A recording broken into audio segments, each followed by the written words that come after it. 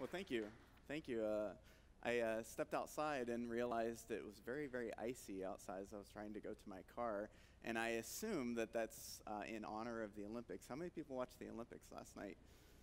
U.S. first gold. That's right. It was what was the guy's name? Red something. 17-year-old from Colorado. He's actually from Cleveland, actually originally.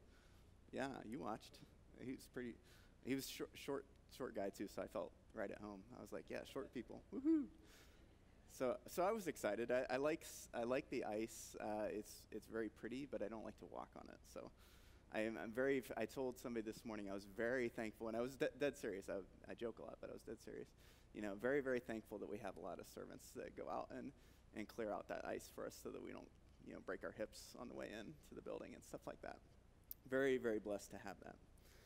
So we've been in this series about the new narrative, what we call the new narrative. So Jesus shows up on the scene, and his first big discourse, what we call the Sermon on the Mount, he takes a lot of stuff and he changes people's paradigm. He changes people's thinking about meekness, about mercy, about righteousness. He changes people's thinking about, and this is one really should shock us sometimes, and if it doesn't, we need to maybe pray about this. But he changes our narrative about how we see our enemies. Imagine the world that Jesus comes into, is the Roman oppressors, holding these Jewish people down. And these people hate the Romans. Whether or not they should is another matter, but they do. And Jesus comes in and he says, no, I love them. You should love them too. Everything he's doing is shaking up his world. And now we read about how he creates a new narrative when it comes to our generosity, to our giving. So we're just going to go ahead and start with the passage. In Matthew 6, verse 1, Jesus says, "Be careful not to practice your righteousness in front of others to be seen by them. If you do, you will have no reward from your Father in heaven. So when you give to the needy, do not announce it with trumpets, as the hypocrites do in the synagogues and on the streets, to be honored by others. Truly I tell you, they have received their reward in full. But when you give to the needy, do not let your left hand know what your right hand is doing, so that your giving will be in secret. Then your Father, who sees what is done in secret, will reward you." The first thing we should notice about that is that Jesus expects his followers to give. Notice in verse 2, he says, when you give, not if. Now, Brad is really famous for saying this, so I'm going to borrow his line. These little words, we can't escape them. They're in there for a reason. He doesn't give us a chance. It's not, he uses the example, I am the way and the truth and life, not one of many ways, but the way. This is the same kind of thing. He says, when you give, not if you give. In other words, you don't really have an option. If you're going to follow Christ, you need to be a giving person. Now, it shouldn't be that shocking to think that to follow Christ's example means to be generous. If that is not testimony to Christ's generosity, to God's generosity, then I don't know what is. He willingly walks up a hill to die for things that we did. We serve a generous God, so it shouldn't shock us that Christ calls us to generosity. Now, we can't use the excuse that we're unable. According to Pew Research study, 15%, I like statistics, so bear with me for a minute. 15% of the globe lives on less than $2 a day. Now, where Pastor Brad just came from, that's likely true of probably 90% of the population or more. Okay? In America, that number of people that live on less than $2 a day is only 2%. Same study, 7% of the globe lives on more than $50 a day. That number in America, 56%. But you might say, oh, well, things cost more here. That is absolutely true. The same apartment that I live in here in Columbus would not cost nearly as much, even in certain parts of other parts of the United States. That is absolutely true. But just in case you're wanting to fall back on that excuse, Let me quote a few more statistics for you. The Department of Transportation says that American homes now average, get this, I thought this was actually kind of funny, average more vehicles than licensed drivers. Now, I had a friend that I used to work with. She's a very dear sister in Christ, and I tease her just in fun on this. But she and her husband each had a passenger vehicle. I think they both had cars, and her husband had been riding a motorcycle for a long time, and so she kind of got the bug for the motorcycle, and so she started out on a 250, which I understand is like the smaller end of the motorcycle world. But it was seriously, she had not paid off the motorcycle. It had maybe 6 months that she's had this motorcycle. She's already talking about getting 800, which is like, I guess, a lot bigger than it's 250. It sounds bigger to me, at least. I'm not a motorcycle guy. But I would tease her about this because I'm like, what, you gonna just, because she wasn't gonna get rid of the other motorcycle. She was gonna have both. And I didn't really understand that part. But I was like, what, are you gonna just like put one foot on one motorcycle and just kind of go to, I just don't see that working. But guess what their family was going to do? Her husband was gonna go out and buy a truck in addition to that. So they were gonna have 5 vehicles and 2 licensed drivers in the home. So that maybe illustrates part of our affluenza in this country. OSU, we got OSU fans in here? Yeah, several of you? Okay, guess what an OSU versus Michigan ticket is projected to cost this year? It's the games at home this year, what the athletic department says they want to charge. If you're guessing $150, you're about $50 shy of that. Yeah, it's going to start around $200. And that's the face value. That's not somebody selling it on StubHub. That's from the school. It's going to cost about $200. I'm including myself in this. My wife and I, we drove. You remember when the Buckeyes were in the Orange Bowl a few years ago?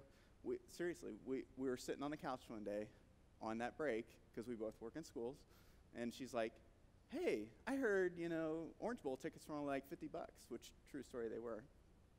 And hey, let's drive to Miami. So we go, and my car is a trooper, let me tell you. We drove all the way to Miami to watch football. Zagat survey, this is another one I like. A Zagat survey says Americans spend or go out to eat 4.5 times a week. That does not include breakfast. So if it included breakfast, it's probably more like 6 or 7 times, right? My point in all of this is that we can't fall back on this notion that, things are tight. I know for some people that's a reality, but for the vast majority of us Americans, we do not know what it is to live in abject poverty. We just don't get that concept unless you've actually seen it firsthand. That's just reality. So the first principle is Jesus expects people to give. The second principle we need to take is that, and this is like the key, I think, in all of this teaching, is that our motives must be pure. Notice he repeats this concept in verse 1. He says, not to do things in front of others to be noticed by them. And in verse 2, he says, don't announce it with trumpets. Also, it's interesting that he locates the hypocrites that he's talking about in the synagogues. That would be equivalent to modern-day church people. Basically, he's calling out the religious leaders of this day, saying these people, they honor me with their lips only. They practice all these rituals of giving and stuff, but they do it not for the sake of doing something good for somebody, not to honor God. They do it so that somebody will pat them on the back, handshake, say, hey, man, did a good job, whatever. That's not the spirit with which Jesus calls us to give. So when we give, and we should give, let's examine our hearts, that we're not giving for the wrong reasons, that we're not giving so that somebody's going to give us a hand slap. Jesus repeats this importance of the heart all throughout the Sermon on the Mount. We talked before about the importance of the heart when Jesus is talking about murder. He says, even though you don't commit the act, if you murder somebody in your heart, in other words, if you're so angry with them that you're ready to do this thing, even if you don't do it, it's the same as if you had. And just with adultery, he says, even if in your heart you looked lustfully at somebody, you may as well have just committed the thing. You've done it. So all throughout the Sermon on the Mount, Jesus is focused on the condition of your heart and what that speaks to with regard to your motives. Your heart drives the decisions that you make. Consider the difference between Barnabas and Ananias and Sapphira. You can read about in Acts 4 and 5. So early church, Barnabas is one of the early disciples, early converts to Christianity, and he's a wealthy guy, and he's got some land, and so he sells it to help out the early church, right? And he leaves it for the apostles so that they can do whatever they want. But there's no pretense with Barnabas. He just does it as a service to God. Well, Ananias and Sapphira see that, and they claim to be early converts, and so they're wealthy as well. They have a plot of land. They sell it, but that they keep some back. And Peter says, "What are you doing? You're lying to God. You said this is the amount of money you got for this land. Why are you keep holding some back from God?" Well, it speaks to their motives. Their motives weren't pure like Barnabas' motive.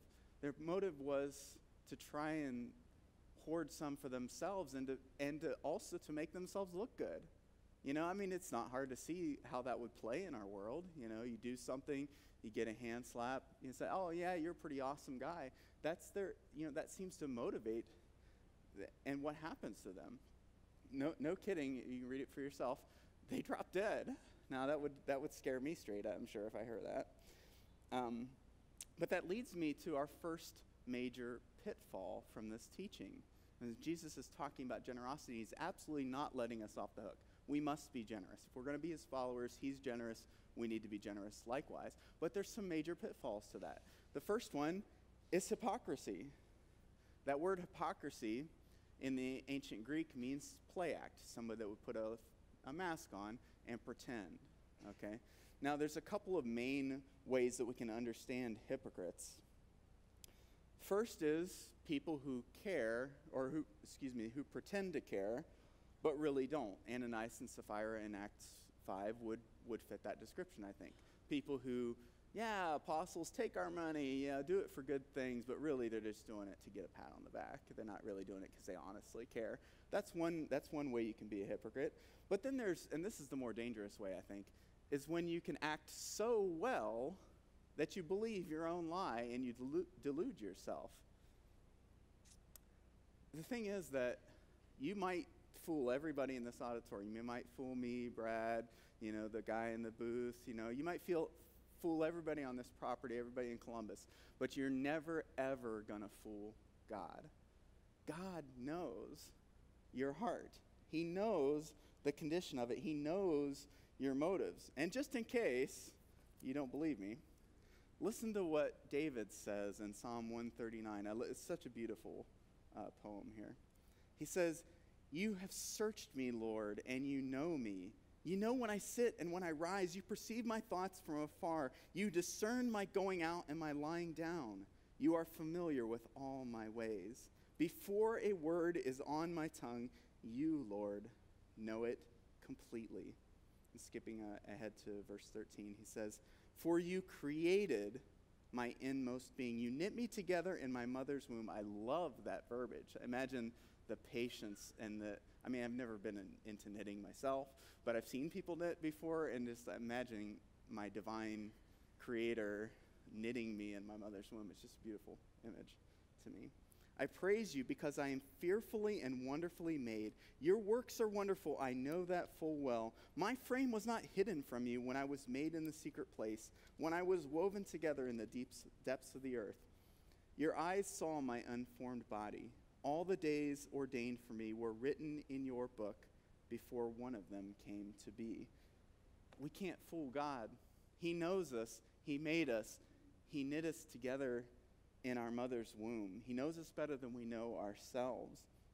So if you're thinking that you can get along with fooling people, there's one person you're never going to fool, and that happens to be the one that matters the most. See, God knows the heart and judges our motives. Another pitfall is trying to impress other people. A famous example of that is, and I'm not here to pick on celebs. This is not an anti-celeb rant, but this is one particular area of celebrity that drives me crazy. Is do you remember I think Oprah is the first really big one to do it, the giving away the car to your audience thing. I think Ellen does that sort of thing a lot. And they're great shows. There's nothing wrong with the show. I'm not trying to pick on Ellen or throw anybody under the bus.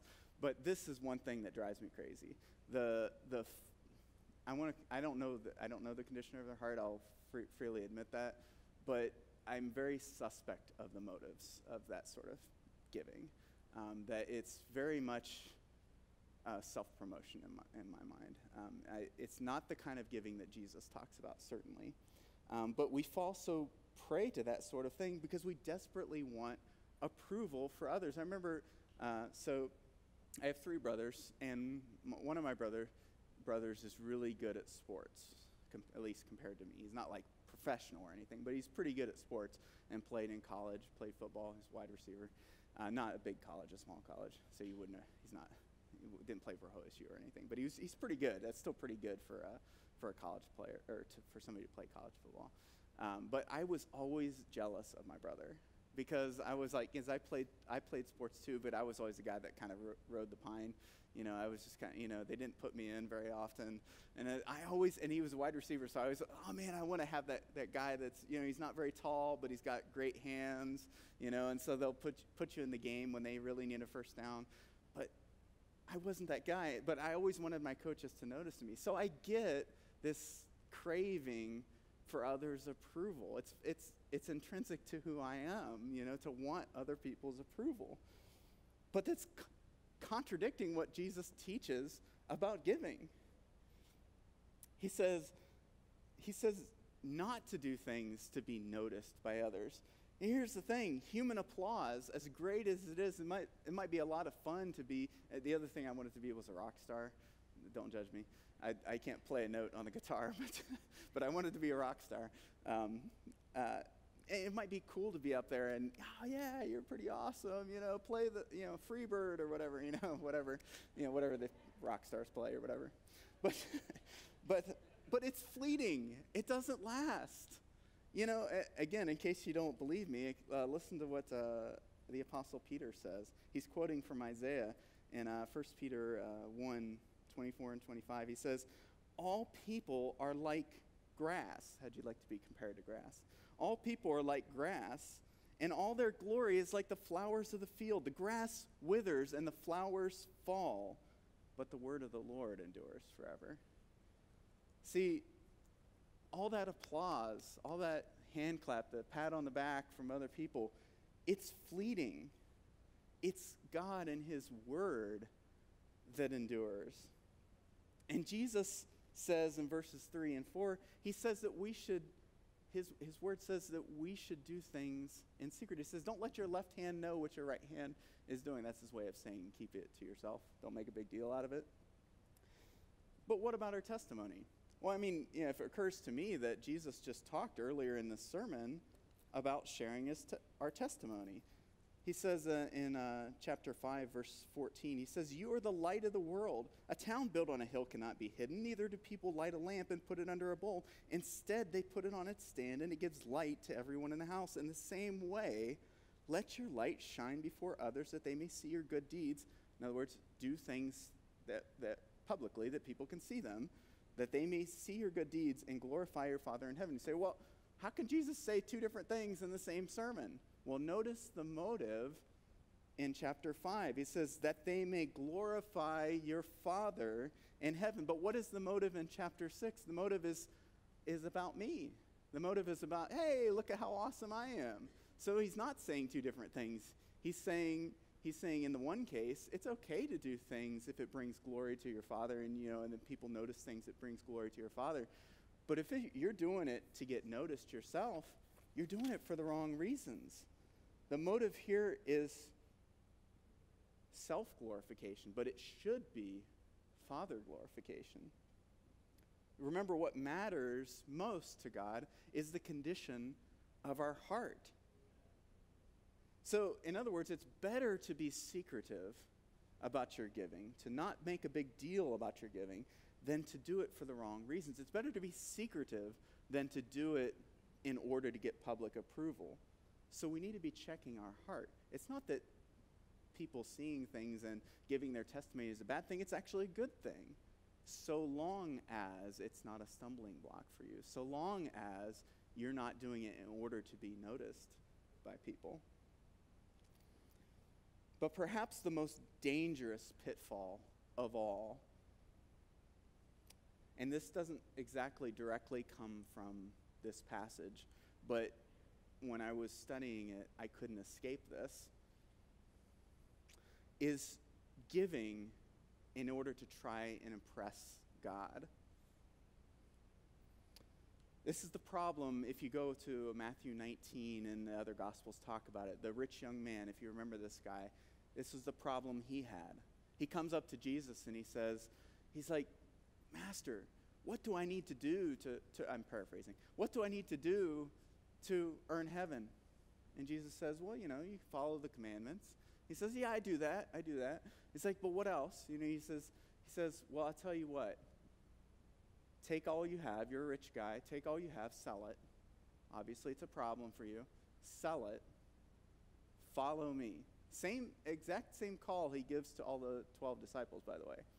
Follow me. His prescription was individual to that guy. He's not saying that if you have a nice house, you should go live in a little hut and then give the money to the poor. He's not saying that that's the case for every single person, but his prescription is the same for all of us. Follow me. What the guy's question was, what motivated the guy's question was, he was wealthy, and he already followed the commandments. He said that, and Jesus commended that.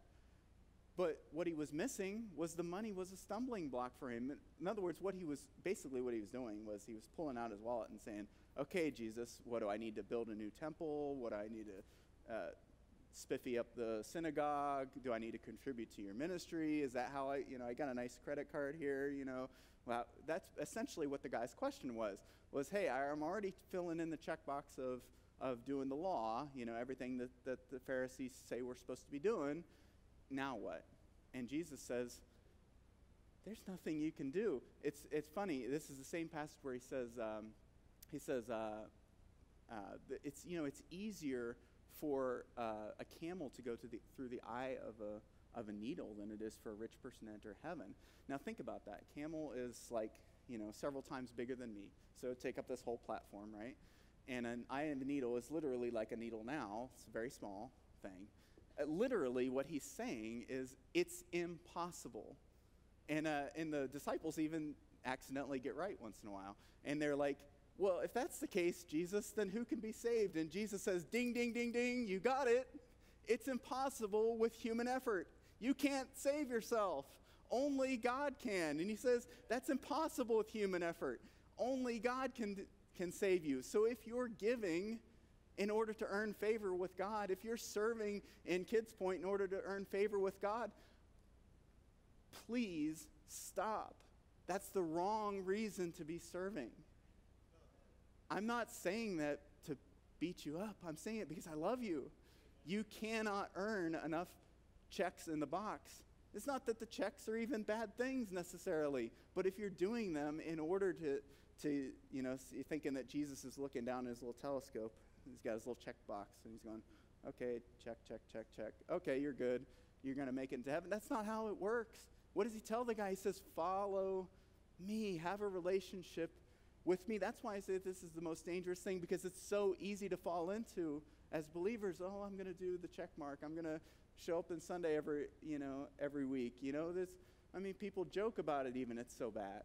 But please, if you're got this idea that you got to earn God's love, first of all, you don't.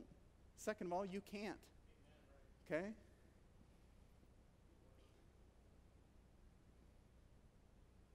In Jesus, we find life. In him, and especially what he did on that cross, we find generosity. Let us be giving. Let us be life-giving. Let us be generous, just like Jesus displayed on the cross. So our bottom line is,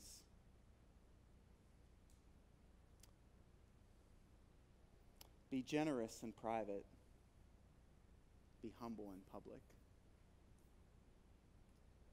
If that's a struggle for you, I get it.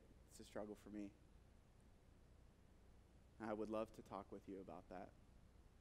If especially in the case of, you feel like you're stuck in that trying to earn the check marks, I'd love to talk with you about that. I know Brad would love to talk to you about that. I'm sure there's other people. So we'll be around. We'd love to talk about that. Please don't leave here not talking about that with somebody if that describes you. Because those are major pitfalls we can avoid. But be generous in private, humble in public. If you want other places your small group is maybe following the new narrative series, here's some other things that talk about giving, about generosity. Matthew 25, 2 Corinthians 9. I especially commend you the book of Ruth. It's not as obviously about giving, but if you dig more into the details, it's a beautiful, beautiful narrative about sacrificial giving. But please, please don't leave here. If you're stuck in the check mark, trying to earn God's grace, please don't leave here without settling that issue. If you're trying to impress other people, please don't leave here without settling that issue.